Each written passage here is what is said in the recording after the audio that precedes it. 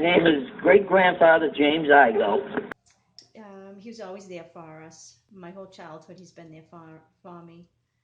As a teenager, my father was very sick. My mother sometimes too. She had some bouts of being very sick, and he was always there for me. And I could run down when I was feeling sad and sit in his kitchen and feel better just like that. He was just strong and a good guy, and he was good to have in my life, and I was very lucky to have him.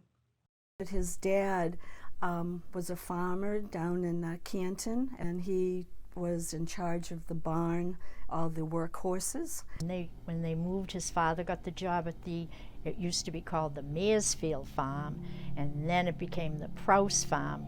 And Nana used to feed all the help that they had, all the hired hands that they had, so that was always like a big, thing at dinner time. Everybody was, there was probably, 15 or 20 people that she had to feed every night, so that was a big deal for her. So. And also, because of the Depression, a lot of my dad's cousins and, other relatives didn't have a lot of food to eat, so they'd all come to the farm, and my grandmother would take care of, feed them, and give them whatever food was left over from the gardens. Do you have any brothers or sisters? Yes, I do. Are they older or younger than you? They're all older than I am. What are their names? My oldest sister name is Mary Frances Tardelli.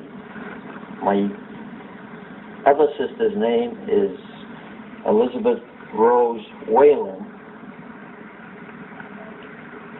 And my brother is deceased.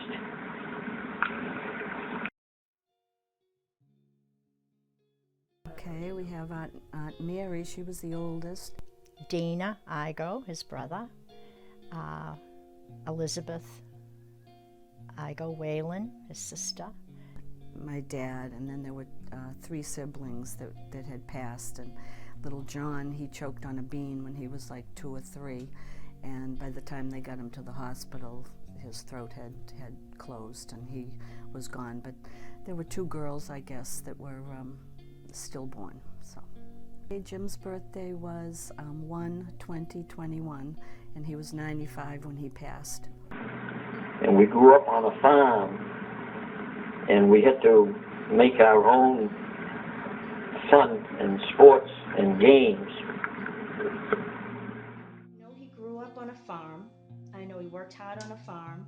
Didn't have much, but had a good life, and I know he loved his life on the farm. He would always say he had a happy boyhood, outside, animals, everything he got, he had to work for. They raised dogs. He always had dogs, Springer Spaniels and English Setters. There was a story that when he was like 6 years old, his mother Abby was washing clothes, and at that time they had one of those hand wringers on the washing machines, and her hand went into the machine and it got caught. But I guess she had taught him, when he was little, that if that ever did happen, because I guess it happened a lot, with those old machines, that you just hit a button and it releases those, whatever they are, the rollers there.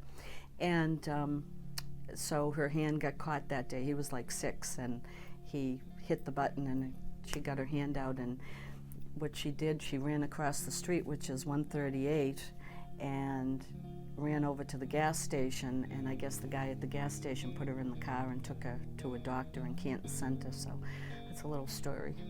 Do you have a favorite toy? Only my bicycle, which I had to put together from different parts. And when I think he was 14 when he took the bike ride. No one knew where he was. And he ended up getting back in a few days. And I know then when he went to high school, he started running, doing races, track, that kind of thing. I know he was a track star in high school, and I believe the track team was very new then. It was just created, or it might have been created around Grandpa and the guys at the time. I think it was very, very new to the high school. He was into a lot of sports. He did play, played football also. He was inducted into the Hall of Fame later in life. There were a lot of his pals were still alive that they all recognized as football players. And his brother Dana was quite a football player too. Yeah, they were into sports. And I believe he won a lot of awards and then got a scholarship to BU and ran. He was a star immediately as a freshman in BU, and his times had broken all kinds of records. I'm not sure how they met. I assume it was in school. She was a couple of years younger than him, but I think they knew each other in high school. So she was a character. She always smelled like violet perfume, and she had this big pocketbook. It was full of money, and because Peg was an Igo and I was a Stone like my mother, she'd hand me a couple of bucks and she'd give Peg like 5 or 10, and Dana, remember that? So it's something that I always remember. I'm like, how come I got $2 and Peg got 5? I think Peg was her favorite. Nana Igo was awesome. Nana Igo was a great mom to me. She was my grandmother, but you'd go over there and she would make you a sandwich, and you'd have Coke with your sandwich, and you'd have chips with your sandwich, and do you need anything else? And I think you should have some cookies for dessert. And the treats were kept underneath the stove. I just remember she'd pull out, and there was all kinds of cookies and treats for when we came over as kids. And she babysat us a lot because my parents were young, and I'd sleep over a lot.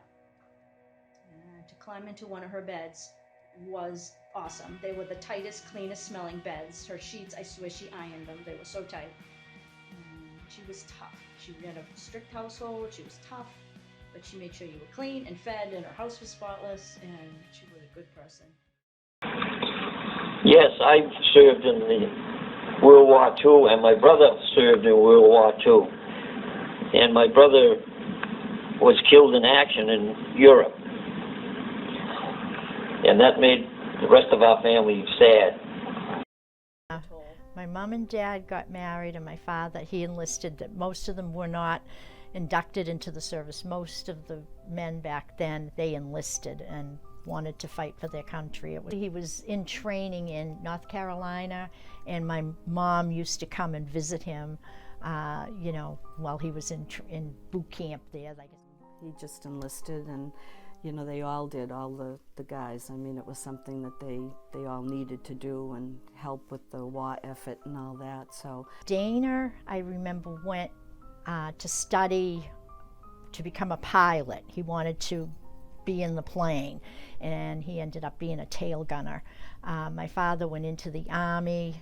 Dana was in the Air Force. My dad was in the Army, and he was with the ground troops. He went right overseas. It was like one of those all-terrain vehicle tank, huge, big, named it the Peggy Ann after me. Never talked about it when we were living there or young. When he got older in life, he talked more about it, brought out more pictures and more memorabilia that he had, the things he had left from his brother Dana, the Purple Heart, and all the things that Dana was killed in action. So we learned more about my dad and his life as he got older. When he was younger, he didn't ever talk about the war, and I thought maybe it was because he had two girls, and then my brothers came along later, but I never remember him really talking to them about it either, especially where he lost his brother too.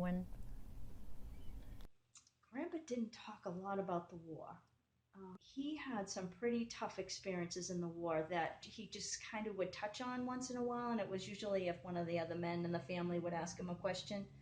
I know there was an incident one time where they were marching for probably days to get where they were going, and there was a bridge that either it let go or it collapsed, and men in front of him that were marching and in trucks lost their lives going over the bridge, and they were trying to save some of them, and he lived because he just hadn't happened to be as far up in the journey as the rest. But some stories are just terrible. he's lived through. I'm sure he's lived through a lot of tough things like that. I used to ask him a lot because I've always been interested in World War II, and he was just like typical of a lot of World War II veterans. He didn't want to talk about a lot, but when I say didn't want to talk about a lot, if you asked him questions, he was happy to answer them, but he never really offered things. So quite a bit I try to corner him and get little bits and pieces, and I got a lot about from the day he left Canton, went to Boston, then down the Cape for training, and then from there, get down south and then eventually overseas. We went in on D-Day. He fought in the Battle of Bulge, or known as the Ardennes. And I asked him quite a bit of questions. It was really interesting, and certainly was proud of his duty. He also lost a brother during the Second World War. I know Grandpa loved his brother, and it was his only brother. Grandpa talked in the past, would talk about being on the farm with his brother, and he looked up to his brother, and he always tried to keep up with his brother, and his brother, roughing him up and being boys on a farm. His brother, he was in the Air Force, and I guess the plane was flying over Italy. The way he passed, which was unfortunately in war, wasn't because of the enemy. It was the aircraft he was in, which was a bomber. I forget which one it was. It was B-29 or 17, but it was a bomber. And I read the reports from witnesses, and the plane he was in ended up for some reason slipping out of formation. In other words, there's multiple, dozens of planes sometimes, and their plane was dropping back from where the position they were supposed to be in. It continued to drop back. That for some reason it slid off to one side, and when it slid off to one side, it was obviously had to be having some sort of mechanical problems. It clipped the tail gun of another bomber, which had the bottom turret that the guy would be in, and the report says clipped that right off. So that guy was gone right away. And then the plane went down and everyone was lost. For months and months and months, the family did not know that he had passed away. They were hoping that he was a prisoner of war, or that he escaped somehow and was living there with the family hiding, or, these are the things that the letters they wrote back and forth to one another. And even my dad, who was still over there, didn't know if his brother was alive or not. They really didn't know, and it wasn't until probably, I don't know if it was 6 months, maybe a little sooner than that they got word that the whole plane, there were no survivors, nobody walked away from it.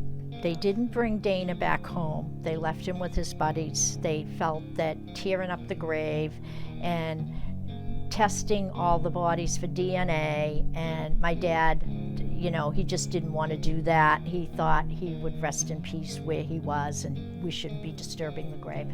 Well, she stayed with her mother. Her sister also had a baby, and her husband was in the war.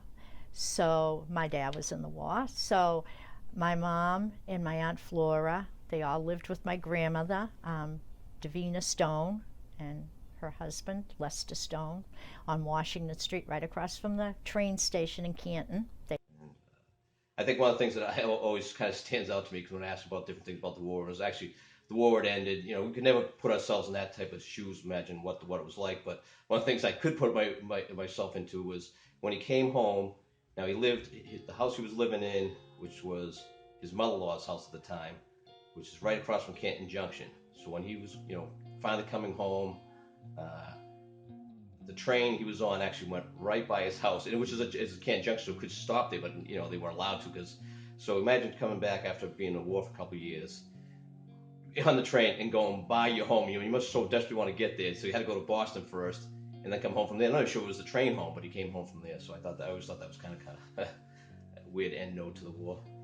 When I was born, after that, and I started growing, she'd point to a picture of my father and tell me, there's Daddy, this is Daddy, and point to a picture.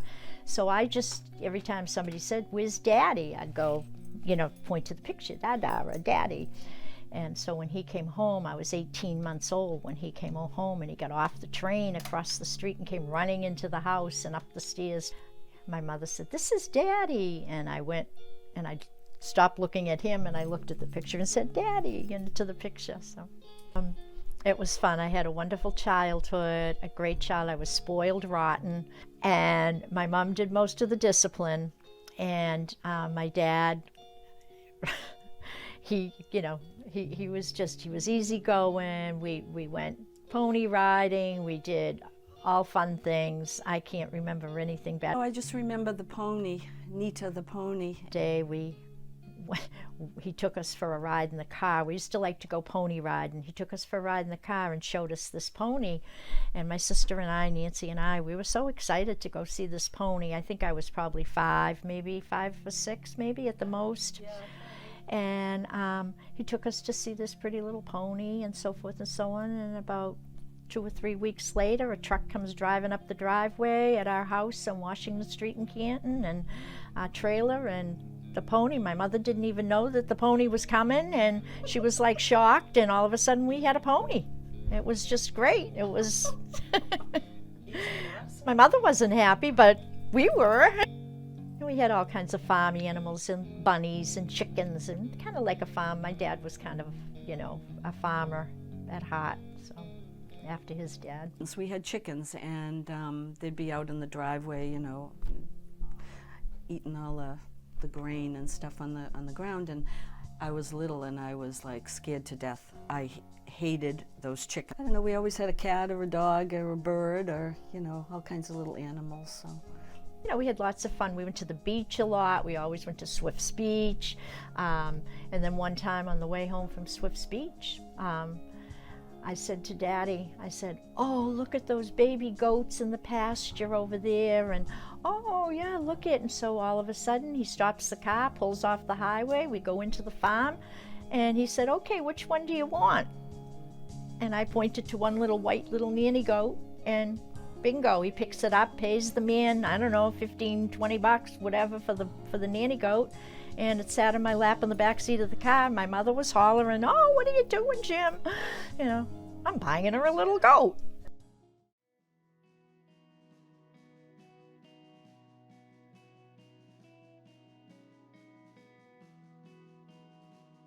I remember seeing him out there by himself, manhandling big heavy plywood forms. But I do know this from talking around people around town and telling them who I was, and that I was told by one guy in town here that worked with him for years, and actually it was another guy. Because anyway, so there are 4 or 5 other concrete form companies in town right now, or Stoughton, neighboring town, and pretty much everyone has some sort of connection to Plyco. It was either their fathers or uncles worked for them, and the generation that's now is their kids or grandkids or whatever. So there's a great connection in this area to Plyco. He was great when the babies were all born. His grandchildren. He was great. I mean, would come to visit. He'd be giving them ice skating lessons, pulling them on sleds on the ice across the street on the lake. He was a wonderful grandfather. Always carrying one of the kids, whoever was the littlest, around in his arms. And of course Jimmy was only 3 or 4 then, or 5, and Christopher wasn't born yet. Christopher was born 6 years after Jimmy, my brothers. So yeah, he was a wonderful grandfather. And so I went to visit Nana, and we're sitting there talking, and all of a sudden we look out, and there goes Grandpa skating across the lake. We're like, "I think that's Grandpa out there." And so anyways, Nana said, yeah, he's out there skating. So it was cute. He'd be back and forth. But he took, the grandkids out on the lake and swung them around on the sleds and all that. So yeah, he was great. He was always involved. So when Grandpa started to get on in years, so a couple of years ago when Nana had already died, so he was living alone. Tried to get down there a couple days a week at least and bring him a hot meal, a home cooked meal. And one day I was driving down to his house and just kind of approaching his house, and I saw an eagle was flying from the res where he lived, and I could see that it was going over his house. And as I'm pulling in the driveway, I realized I think it was landing in front of his house. So I ran in, and he's sitting there reading the paper as he always was. I'm like, "Grandpa, I think there's an eagle, and just landed in front of your house." So we ran to the big bay picture window they had in the living room, and there it was, like up in the tree. So it was really cool. So then but we didn't have a great view, so we went into his bedroom and we were watching it out the bedroom window. And we stayed there for, oh my goodness, probably 20-30 minutes. We stayed and just sat in that window and watched the eagle, and it was so cool. And then finally it just flew away. Yeah, it was sad seeing him when he got up into his. He never really ever took a pill till he was 80 years old. He was always spry. He was still walking around and talking and doing everything at the end also. But his heart, he had like a little heart attack in October, and after that he was in AFib a lot, and there wasn't really much they could do at his age. They didn't want to start doing surgery and so forth. But it was difficult, but he was easy. He was just so easy, you know. I mean, we'd go to Shaw's. He wanted to go to Shaw's, and he wanted to go to the bank, and you know, that was, I mean, it was just easy, you know. So it was difficult, but it was also easy. It was an easy transition because he never asked for anything, or you know, he was good. So. It was hard. Even though he was going to be 96 years old, he would be 96 on the 20th of this month. Miss him a lot. He knew that he was at the end of his life. We all knew that he was at the end of his life, but we tried to not take every moment for granted. And I tried to get down there as much as I could, and sit and watch eagles with him, or sit and just sit and be with him. He was so special. It was hard losing him, but he made it easier. You would never ever hear him complain about anything. Never hear him complain about getting old, or the fact that he was getting weaker or sicker. He just kept plugging on, and he'd still hide behind the door when I was approaching and scare me. All pitched in. Everybody kind of had a job. My sister Nan, she'd do doctor appointments and set up appointments that way. I'd come in because I lived the closest. I'd come in and give him his meds make sure he had his lunch and breakfast and so forth. But he became kind of confused at what time of day it was and when to take his pills and stuff. So I had to kind of go in and make sure he took the right pills at the right time and so forth. But he stayed in his own house, and that's what he wanted. So we made sure that he got to do that, and he passed away really quick. It took a toll on all of us. We just kind of thought he was going to go on forever. He was such a strong man, always a strong man, and always helped others. So very sad.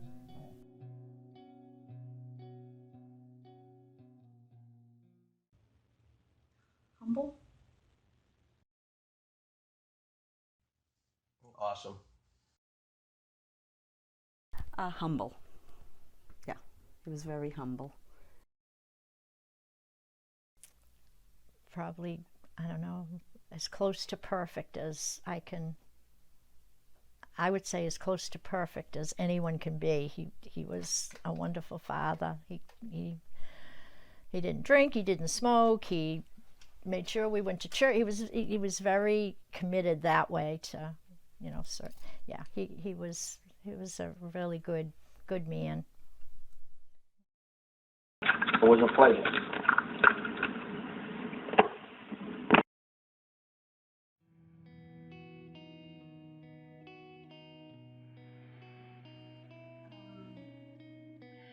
Just loved my grandpa.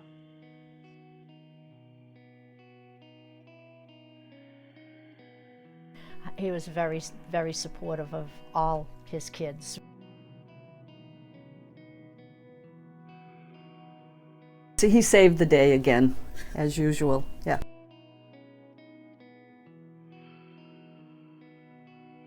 He was very special to me.